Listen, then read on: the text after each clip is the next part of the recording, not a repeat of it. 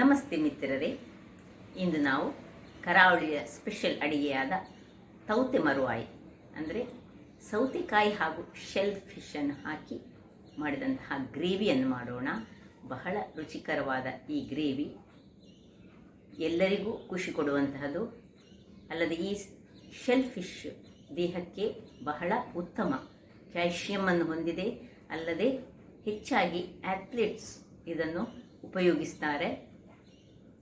ಈ ಒಂದು ತೌತೆ ಹಾಗೂ ಮರುವಾಯಿಯ ಗ್ರೇವಿಯನ್ನು ಹೇಗೆ ಮಾಡುವುದು ಹಾಗೂ ಅದಕ್ಕೆ ಏನೆಲ್ಲ ಸಾಮಗ್ರಿಗಳು ಬೇಕು ಎಂದು ನೋಡೋಣ ಅಲ್ಲವೇ ವೀಕ್ಷಕರೇ? ಇವತ್ತು ನಾವು ಸೌತೆ ಹಾಗೂ ಈ ಮರುವಾಯಿ ಹಾಕಿ ಒಂದು ಮಳೆಗಾಲದ ಪದಾರ್ಥ ಮಾಡೋಣ. ಸ್ವಲ್ಪ ಮರುವಾಯಿ ದೊಡ್ಡ ದೊಡ್ಡದುಂಟು. ಈಗ ಇದನ್ನು ನಾನು ಕಟ್ ಮಾಡಿ ತರ್ತೇನೆ. ಕಟ್ ಮಾಡುವ ವಿಡಿಯೋ ನಂದು ಹಿಂದಿನ ಒಂದು ವಿಡಿಯೋದಲ್ಲಿ ನಾನು ಮಾಡಿದ್ದೇನೆ, ಅದರಲ್ಲಿ ಉಂಟು, ನೀವು ನೋಡ್ಬೋದು. ಮರುವಾಯಿ ಸುಕ್ಕ ಮಾಡುವಾಗ ನಾನು ಇದು ಮರುವಾಯಿನ ಹೇಗೆ ಕಟ್ ಮಾಡುವುದೆಂದು ತೋರಿಸಿಕೊಟ್ಟಿದ್ದೇನೆ. ಈ ಭಾಗದಿಂದ ಓಪನ್ ಮಾಡಿ ಇದನ್ನು ಹೀಗೆ ಎಳೆದು ಒಂದೇ ಭಾಗಕ್ಕೆ ಮಾಡಿಕೊಳ್ಳುವುದು ಹೇಗೆ ಅಂತ ನೀವು ಬೇಕಿದ್ರೆ ಅದನ್ನು ನೋಡ್ಬೋದು. ಮತ್ತು ಒಂದು ಸೌತೆಕಾಯಿ ಉಂಟು, ಈಗ ಇದರ ಸಿಪ್ಪೆ ಸುಲಿಲಿಕ್ಕುಂಟು. ನನಗೆ 5 ಮೆಣಸು ಮತ್ತು ಒಂದು ನಮ್ಮ ಊರ ಮೆಣಸು ಮತ್ತು 2 ಚಮಚದಷ್ಟು ಕೊತ್ತಂಬರಿ ಬೀಜ, 1 ಚಮಚದಷ್ಟು ಜೀರಿಗೆ, 5-6 ಕಾಳು ಇಲ್ಲಿ ನಾನು ಕರಿಮೆಣಸು ತೆಗೆದುಕೊಂಡಿದ್ದೇನೆ. ಮತ್ತು ಒಂದು 1/4 ಚಮಚದಷ್ಟು ಮೆಂತೆ ತೆಗೆದುಕೊಂಡಿದ್ದೇನೆ. ಯಾಕೆ ಹೇಳಿದರೆ ನಾವು ಮರುವಾಯಿಗೆ ಸ್ವಲ್ಪ ಮೆಂತೆ ಬೇಕಾಗ್ತದೆ. ಒಂದು ಅರ್ಧ ಚಮಚದಷ್ಟು ಸಾಸಿವೆ ತೆಗೆದುಕೊಂಡಿದ್ದೇನೆ. ಇಲ್ಲಿ ನೋಡಿ, ಒಂದು ನೀರುಳ್ಳಿ, ಸ್ಲೈಸ್ ನೀರುಳ್ಳಿ ತೆಗೆದುಕೊಂಡಿದ್ದೇನೆ. ಇನ್ನು ಒಂದು ಲೆಮನ್ ಸೈಜ್, ಲೆಮನ್ ಬೇಡ, ಅದಕ್ಕಿಂತ ಸ್ವಲ್ಪ ಕಡಿಮೆ ಹುಳಿ, ಮತ್ತು ಒಂದು 150 ಗ್ರಾಮ್ಸ್ನಷ್ಟು ಅಂದರೆ ಒಂದು ಗಡಿಯಷ್ಟು ತೆಂಗಿನ ತುರಿ ಮತ್ತು ಹಳದಿ ಬೇಕು. ಹಾಗಾದರೆ ಮೊದಲು ಇದನ್ನು ಸಿಪ್ಪೆ ಸುಲಿದು ನಾವು ಹೀಗೆ ಕಟ್ ಮಾಡಿ ಸಿಪ್ಪೆ ಸುಲಿದು ನಾನು ನಿಮಗೆ ತೋರಿಸ್ತೇನೆ. ಮತ್ತು ಈ ಮರುವಾಯಿಯನ್ನು ಸಹ ಹಾಗೆ ನಾನು ಇದನ್ನು ಕಟ್ ಮಾಡಿ ತರ್ತೇನೆ. ಆಮೇಲೆ ಹೇಗೆ ಮಾಡುವುದನ್ನು ನೋಡೋಣ. ನೋಡಿ ವೀಕ್ಷಕರೇ, ಇಲ್ಲಿ ನೋಡಿ ಸೌತೆಕಾಯಿಯನ್ನು ಕಟ್ ಮಾಡಿ ಆಯಿತು. ಇಲ್ಲಿ ನೋಡಿ ನಾನು ಇದನ್ನು ನೋಡಿ ಹೀಗೆ ಒಂದೊಂದು ಸೈಡಿಗೆ ಮಾಡಿಟ್ಟುಕೊಂಡಿದ್ದೇನೆ. ಸಣ್ಣದನ್ನು ಮಾತ್ರ 2 ಒಟ್ಟಿಗೆ ಮಾಡಿಟ್ಟುಕೊಂಡಿದ್ದೇನೆ.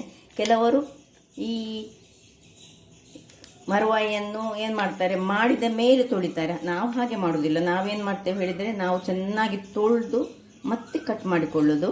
ನೋಡಿ ಹೀಗೆ ಇಟ್ಟುಕೊಂಡಿದ್ದೇನೆ ನಾನು. ಇಲ್ಲಿ ಸೌತೆಕಾಯಿಯನ್ನು ನೋಡಿ ಇದರಲ್ಲಿ ಹಾಕಿ ಈಗ ನಾವು ಇದನ್ನು ಬೇಯಿಸೋಣ. ಬೇಯಿಸುವಾಗ ನಾನು ಅದಕ್ಕೆ ಸ್ವಲ್ಪ ನೀರುಳ್ಳಿ ಹಾಕ್ಕೊಳ್ತೇನೆ ಹಾಗೂ ಸ್ವಲ್ಪ ಕರಿಬೇವಿನ ಸೊಪ್ಪನ್ನು ಹಾಕ್ಕೊಂಡು ಸ್ವಲ್ಪ ನೀರನ್ನು ಹಾಕ್ಕೊಂಡು ಬೇಯಿಸಿ.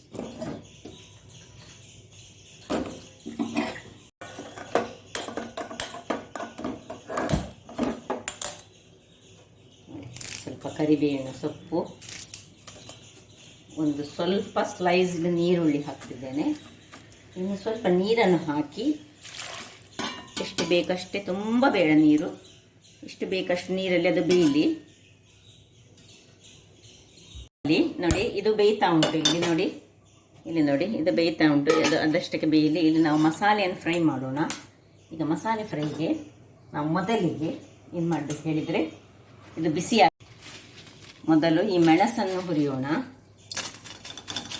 ಏನು ಎಣ್ಣೆ ಹಾಕೊಳ್ಳೋದು ಬೇಡ ವೀಕ್ಷಕರೇ, ಜಸ್ಟ್ ಹೀಗೆ ಮೆಣಸನ್ನು, ನಿಮಗೆ ಖಾರ ಹೆಚ್ಚು ಬೇಕಿದ್ದರೆ ಸ್ವಲ್ಪ ಮೆಣಸು ಹೆಚ್ಚು ಮಾಡ್ಕೊಳ್ಬೋದು, ಅದು ನಿಮ್ಮ ಇಷ್ಟ. ನಾನು ಹೆಚ್ಚು ಖಾರ ಮಾಡ್ತಾ ಇಲ್ಲ. ಅಷ್ಟಾಗುವಾಗ ಇಲ್ಲಿ ನೋಡಿ, ಈ ಜೀರಿಗೆ ಸ್ವಲ್ಪ ಇದು ಬಿಸಿ ಆಗುವಾಗ ಜೀರಾ, ಸಾಸಿವೆ, ಕೊತ್ತಂಬರಿ, ಮತ್ತು ಮೆಂತೆ ಹಾಗೂ ಕರಿಮೆಣಸು ಎಲ್ಲ ಒಟ್ಟಿಗೆ ಹಾಕ್ಕೊಳ್ತಿದ್ದೇನೆ. ಎಣ್ಣೆ ಬೇಕಿದ್ದವರು ಇದನ್ನು ಎಣ್ಣೆ ಹಾಕಿ ಸಹ ಫ್ರೈ ಮಾಡ್ಬೋದು. ನಾನು ಡ್ರೈ ಫ್ರೈ ಮಾಡ್ತಾ ಇದ್ದೇನೆ. ಸ್ವಲ್ಪ ನಿಧಾನಕ್ಕೆ ಇದು ಫ್ರೈ ಆದರೆ ಆಯಿತು. ಇಲ್ಲಿ ನೋಡಿ ಇದು ಫ್ರೈ ಆಗ್ತಾ ಉಂಟು. ನೋಡಿ ಸಾಸಿವೆ ಸಿಡಿತಾ ಇರುವಾಗ ಇದಕ್ಕೆ 2 ಉರಿ ಸಣ್ಣದಿರಲಿ, 2-3 ಪಾಟ್ಸ್ ಗಾರ್ಲಿಕ್ ಇದ್ದು ಹಾಕಬೇಕು. ಮತ್ತು ಸ್ವಲ್ಪ ನೀರುಳ್ಳಿ ಹಾಕೊಳ್ಳೋಣ, ಸ್ಲೈಸ್ ನೀರುಳ್ಳಿ ಇದ್ದದನ್ನು ಸ್ವಲ್ಪ ಹಾಕೊಳ್ಳೋಣ. ಇನ್ನು ಈ ತೆಂಗಿನ ತುರಿಯನ್ನು ಸಹ ಇದನ್ನು ಆಫ್ ಮಾಡಿ ತೆಂಗಿನ ತುರಿಯನ್ನು ಹಾಕ್ಕೊಳ್ತಿದ್ದೇನೆ. ಈಗ ಮಳೆಗಾಲಕ್ಕೆ ಸ್ವಲ್ಪ ನಾವು ಏನು ಮಾಡಬೇಕು ಹೇಳಿದರೆ, ತೆಂಗಿನ ತುರಿ ಸಹ ಸ್ವಲ್ಪ ಇದರಲ್ಲಿ ಬಾಡಿದರೆ ಒಳ್ಳೆಯದಾಗ್ತದೆ. ಚೂರು ಬಿಸಿಯಲ್ಲಿ ಅದರದ್ದು ಕಾವಿನಲ್ಲಿ ಇದಾದರೆ ಆಯಿತು. ಇನ್ನು ಸ್ವಲ್ಪ ಹಳದಿಯನ್ನು ಹಾಕೊಳ್ಳೋಣ. ಅಲ್ಲಿ ನಾನು ಹುಳಿಯನ್ನು ಸಹ ಹಾಕ್ಕೊಂಡೆ. ಒಂದು ಸ್ವಲ್ಪ ಹಳದಿ ಹಾಕಿ ಇದನ್ನು ನಾವು ತಣ್ಣಗಾಗಲು ಬಿಡೋಣ. ಇಲ್ಲಿ ನೋಡಿ ವೀಕ್ಷಕರೇ, ಇದು ಒಳ್ಳೆ ತಣ್ಣಗಾಗಿದೆ. ಈಗ ಇದನ್ನು ಒಂದು ಸಣ್ಣ ದೊಡ್ಡದರಲ್ಲಿ ಸಹ ಹಾಕ್ಬೋದು, ಅಥವಾ ಗ್ರೈಂಡರಲ್ಲಿ ಹಾಕಿದರೆ ಬಹಳ ಒಳ್ಳೆಯದು. ಯಾಕಂದರೆ ಯಾವುದೇ ಈ ಮೀನಿನ ಪದಾರ್ಥಗಳು, ಅಂದರೆ ಇದು ಮೀನಲ್ಲ ಆದರೆ ಸಹ ಸೀ ಫುಡ್ಡೇ ಅಲ್ಲ ಒಂದು, ಅದರಿಂದಾಗಿ ಇದು ನನ್ನ ಚಟ್ನಿ ಗ್ರೈಂಡರಲ್ಲಿ ಇದರಲ್ಲಿ ಬಹಳ ಒಳ್ಳೆ ನಯ ಆಗ್ತದೆ. ಅದರಿಂದಾಗಿ ನಾನು ಹೆಚ್ಚಾಗಿ ಇದರಲ್ಲೇ ಮಾಡೋದು ನೋಡಿ. ಹುಳಿಯೆಲ್ಲ ಹಾಕಿ ಬೆಳ್ಳುಳ್ಳಿ ಎಲ್ಲವನ್ನು ಸಹ ಹಾಕಿ 2 ಸತಿ ನಾನು ಮಾಡ್ತೇನೆ. 2 ರೌಂಡ್ನಲ್ಲಿ ಸ್ವಲ್ಪ ನೀರು ಹಾಕ್ಕೊಂಡು ಒಳ್ಳೆ ಫೈನ್ ಪೇಸ್ಟ್ ಮಾಡಿ ಈಗ ತರ್ತೇನೆ ನಾನು. ನೋಡಿ ವೀಕ್ಷಕರೇ, ನೋಡಿ ಇದು ಬೇಯ್ತಾ ಉಂಟು. ನೋಡಿ ಬೆಂದು ಇಷ್ಟು ಸ್ವಲ್ಪ ಆಯಿತು. ಈಗ ಈ ಹೊತ್ತಿನಲ್ಲಿ ಇದಕ್ಕೆ ಸ್ವಲ್ಪ ಉಪ್ಪನ್ನು ಹಾಕೊಳ್ಳೋಣ ಮತ್ತು ಸ್ವಲ್ಪ ತಿರುಗಿಸಿ ನಮ್ಮ ಈ ಇದರಲ್ಲಿ ಮರುವಾಯನ್ನು ಅದರಲ್ಲಿ ಹಾಕೊಳ್ಳೋಣ.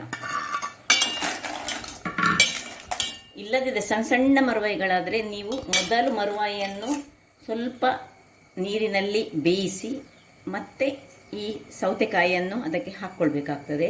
ಯಾಕೆಂದರೆ ಮರುವಾಯಿಯನ್ನು ಬೇಯಿಸುವಾಗ ಅದರೊಟ್ಟಿಗೆ ಬೇರೆ ಏನಾದರೂ ಇದರದ್ದು ಬಾಯಿ ಬಿಡುವುದಿಲ್ಲ.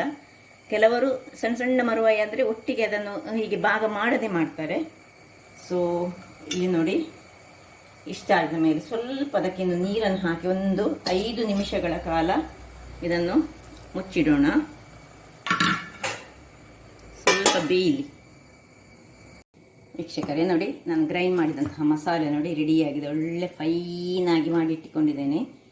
ಇದು ಇಲ್ಲಿ ನೋಡಿ ನೋಡಿ, ಈ ಮರುವಾಯಿ ಬೇಯುವಾಗ ಉಂಟಲ್ಲ ಅದರಲ್ಲಿ ಸ್ವಲ್ಪ ನೊರೆಗಳು ಬರುವುದು ನೋಡಿ.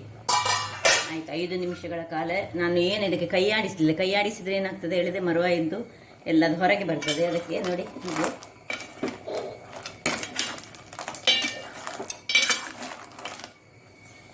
ಬೆಂದಿದೆ. ಈಗ ಈ ಮಸಾಲೆಯನ್ನು ಇದಕ್ಕೆ ಸೇರಿಸ್ಕೊಳ್ಳೋಣ.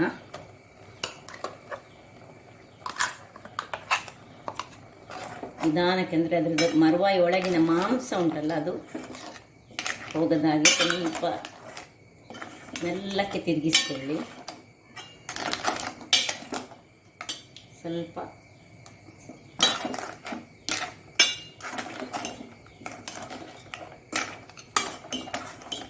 ನೋಡಿ, ಇನ್ನು ಸ್ವಲ್ಪ ಈ ಮಿಕ್ಸಿ ತೊಳೆದ ನೀರನ್ನು ಸಹ ನಾವು ಅದಕ್ಕೆ ಹಾಕ್ಕೊಂಡು ಎಷ್ಟು ಕನ್ಸಿಸ್ಟೆನ್ಸಿ ಈಗ ನೋಡಿಕೊಳ್ಳೋಣ ನಾವು.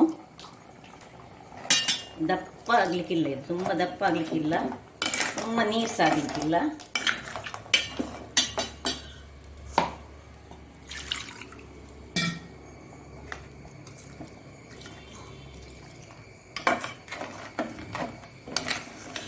ಇದನ್ನು ತಿರುಗಿಸ್ಲಿಕ್ಕೆ ಸ್ವಲ್ಪ ನಿಧಾನ ಮಾಡ್ಕೊಳ್ಬೇಕು, ಇಲ್ಲದಿದ್ದರೆ ಅದರದ್ದು ಮಾಂಸ ಹೇಳ್ತದೆ. ಅದರಿಂದ ಮರುವಾಯಿ ಅಂತ ಹೆಚ್ಚು ಬೇಯಿಸ್ಲಿಕ್ಕಿಲ್ಲ, ನಾನೊಂದು 2 ನಿಮಿಷ ಮಾತ್ರ ಬೇಯಿಸಿದ್ದೇನೆ ವೀಕ್ಷಕರೇ. ಬೇಗ ಬೇಯ್ತದೆ ಸಹ ನೋಡಿ. ಈಗ ಇಷ್ಟು ನೋಡಿ ಈ ಹದದಲ್ಲಿ ಇಟ್ಕೊಳ್ಬೇಕು.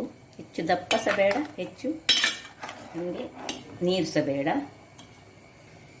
ಈಗ ಈ ಹದದಲ್ಲಿ ನಾವು ಉಪ್ಪನ್ನು ನೋಡಿಕೊಳ್ಳೋಣ. ಕರೆಕ್ಟ್ ಉಂಟು, ಉಪ್ಪು ಸರಿ ಉಂಟು, ನಾನು ಹಾಕಿದ ಉಪ್ಪು ಕರೆಕ್ಟ್ ಆಗಿದೆ. ಈಗ ಇದನ್ನು ಮುಚ್ಚಿಟ್ಟುಕೊಂಡು ಒಂದು ಒಳ್ಳೆ ಕುದಿ ತೆಗೆಯುವ.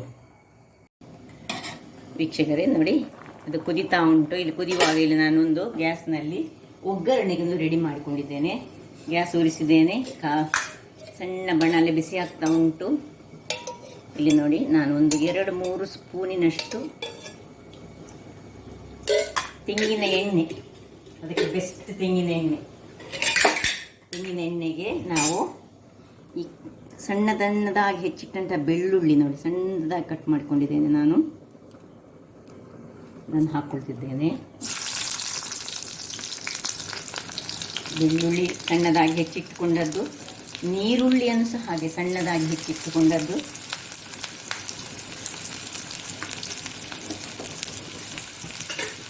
ಹಾಕಿ ಇದನ್ನು ಸ್ವಲ್ಪ ತಿರುಗಿಸ್ಕೊಳ್ಳೋಣ. ಇದರ ಘಮವೇ ಒಂದು ಬೇರೆ. ನಿಮಗೆ ಹೇಳಿದ್ದೇನಲ್ಲ ನಾನು, ಈ ಎಣ್ಣೆ, ತೆಂಗಿನ ಎಣ್ಣೆ ಅಥವಾ ತುಪ್ಪದೊಂದಿಗೆ ಈ ನೀರುಳ್ಳಿ ಕಾಯುವಾಗ ಮತ್ತು ಅದಕ್ಕೆ ಈಗ ನಾನೀಗ ಕರಿ ಲೀವ್ಸ್ ಹಾಕ್ತೇನೆ. ಅದರ ಪರಿಮಳ ಒಂದು ಬಹಳ ಅದ್ಭುತ ಹೇಳ್ಬೋದು ನೋಡಿ.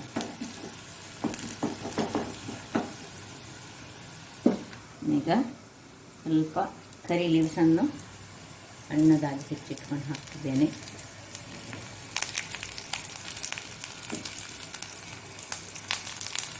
ಇಲ್ಲಿ ನೋಡಿ, ಇದು ಆಯಿತು, ಕುದಿಯುತ್ತೆ. ಇನ್ನು ಹೆಚ್ಚು ಕುದಿಯೋದು ಬೇಡ. ಇದನ್ನು ಆಫ್ ಮಾಡ್ಕೊಳ್ತಿದ್ದೇನೆ ನಾನು.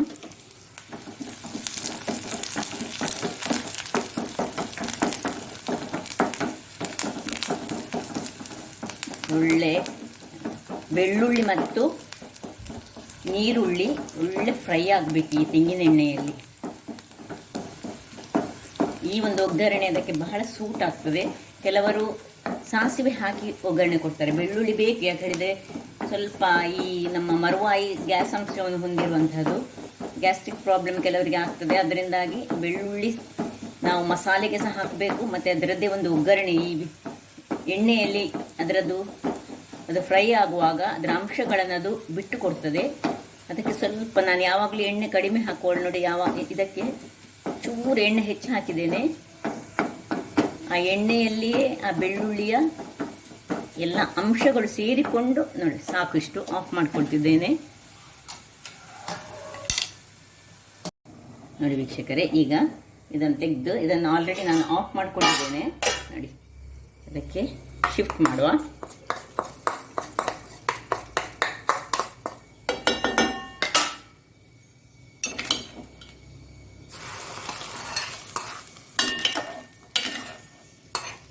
ಕೂಡಲೇ ಒಂದು ಮುಚ್ಚಿ 2 ನಿಮಿಷ ಇಡೋಣ ವೀಕ್ಷಕರೇ. ನೋಡಿ 5 ನಿಮಿಷ ಆಯಿತು ನೋಡಿ ಹೇಗೆ ಬಂದಿದೆ ನೋಡಿ. ಈಗ ನಮ್ಮ ಮರುವಾಯಿ ಮತ್ತು ಸೌತೆಕಾಯಿ ರೆಡಿಯಾಗಿದೆ ನೋಡಿ. ನೋಡಿ ನಾನು ಹೇಳಿದೆಲ್ಲ ನೋಡಿ, ನನ್ನದು ಒಂದು ಸಹ ಅದರಿಂದ ಬಿಟ್ಟು ಕೊಡಲಿಲ್ಲ. ಹಾಗಾಗಿ ಜಾಗ್ರತೆಯಲ್ಲಿ ನಾವು ಈ ಒಂದು ಮರುವಾಯಿ ಮಾಡುವಾಗ ಸ್ವಲ್ಪ ಜಾಗ್ರತೆ ಇರಬೇಕು. ಅದರ ಮಾಂಸ ಒಂದು ಅದರಲ್ಲೇ ಇಟ್ಕೊಳ್ಳುವ ಹಾಗೆ ಇರಬೇಕು. ತುಂಬ ಬೇಯಿಸಬಾರ್ದು ಅದಕ್ಕೆ ಹೇಳಿ. ಅಲ್ಲ, ಮಾಂಸ ಬಿದ್ದರೆ ಸಹ ಅದು ಇದರಲ್ಲೇ ಇರೋದು, ಯಾವುದರಲ್ಲಿ ರಸದ ಒಳಗೆ ಇರೋದು, ಏನು ತೊಂದರೆ ಇಲ್ಲ. ಆದರೂ ಹೆಚ್ಚು ಮರುವಾಯನ್ನೇ ಹಾಕ್ಕೊಂಡು ತೋರಿಸ್ಕೊಳ್ಳೋಣ. ಬಹಳ ರುಚಿಕರವಾಗಿರ್ತದೆ. ಇದೊಂದು ಬೆಸ್ಟ್ ಕಾಂಬಿನೇಷನ್. ತುಳುನಾಡಿದ್ದೊಂದು ಹೊಸ, ಅಂದರೆ ಎಲ್ಲರೂ ಮಾಡುವಂಥದ್ದು. ಇದು ಎಲ್ಲರಿಗೂ ಗೊತ್ತಿರುವ ವಿಷಯವೇ. ಯಾರು ಔಟ್ಸೈಡರ್ಸ್ ಇದ್ದೀರಿ ಅವರು ನೋಡಿ ಈ ರೀತಿಯಾಗಿ ಮಾಡಿದರೆ ಬಹಳ ಚೆನ್ನಾಗಿರ್ತದೆ.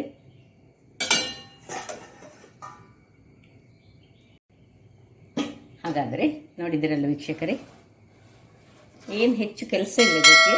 ಖಾಲಿ ಒಂದು ನಮಗೆ ಈ ಮರುವಾಯನ್ನು ಹೇಗೆ ಕಟ್ ಮಾಡೋದೊಂದು ಗೊತ್ತಿರಬೇಕು, ಮತ್ತು ಈ ಮಸಾಲೆ ಹೇಗೆ ತೆಗೆಯುವುದು ಹೇಳಿ. ಈ ಮರುವಾಯಿಗೆ ತೆಗೆಯುವ ಮಸಾಲೆ ಸ್ವಲ್ಪ ಮೀನಿನ ಮಸಾಲೆ ಹಾಗೆಯೇ, ಆದರೆ ನಾವು ಸೌತೆ ಹಾಕೋದ್ರಿಂದಾಗಿ ಲೆಕ್ಕಕ್ಕಿಂತ ಹೆಚ್ಚು ಹುಳಿಯನ್ನು ಸಹ ಹಾಕ್ಕೊಳ್ಬಾರ್ದು. ಹಾಗಾದರೆ ನನ್ನ ಈ ಕುಕಿಂಗ್ ಚಾನಲ್ ನಿಮಗೆ ಇಷ್ಟ ಆದರೆ ಬೋಳೂರು ಸುವರ್ಣ ಚಾನಲನ್ನು ಲೈಕ್ ಮಾಡಿ, ಶೇರ್ ಮಾಡಿ ಹಾಗೂ ಸಬ್ಸ್ಕ್ರೈಬ್ ಮಾಡಿ. ಹಾಗೂ ನನ್ನ ಇನ್ಸ್ಟಾಗ್ರಾಮ್ ಪೇಜನ್ನು ಫಾಲೋ ಮಾಡಿ. ಧನ್ಯವಾದಗಳು.